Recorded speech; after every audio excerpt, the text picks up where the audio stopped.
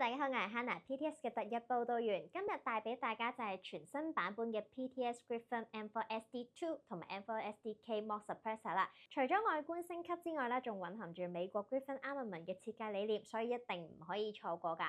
咁呢個 Griffon M4SD 系列啦，本身就係美國軍用級嘅消音器系統，由 Griffon Armament 設計，主要就係針對 AR15 平台嘅快速安裝需求而開發。佢最大嘅特色就係 Quick Detect 快拆系統，可以配合到原裝 A2 火帽又或者 FlashCom Muzzle Brake 使用，可以做到快裝效果咧，喺實戰中非常重要㗎。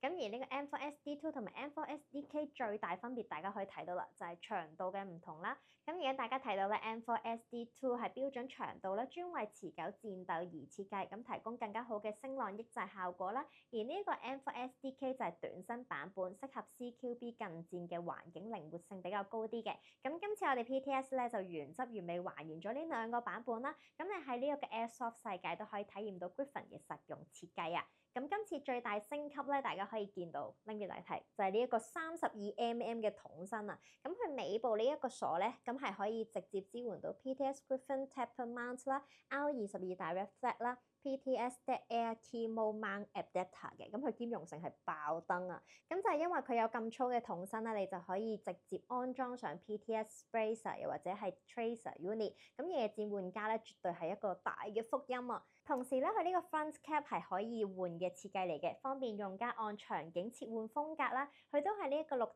系列鋁製 CNC 加工，再有 Griffon 官方授權嘅 marking 嘅，無論係外觀定係還原嘅細節雕刻咧，都係非常之正噶。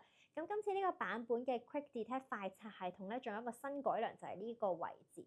會有一個雙螺絲微調功能，咁你就可以微調呢一個鬆緊嘅程度啦。裝上火帽嘅時候係會更加紮實嘅，唔怕裝咗上去咧會有鬆嘅情況發生。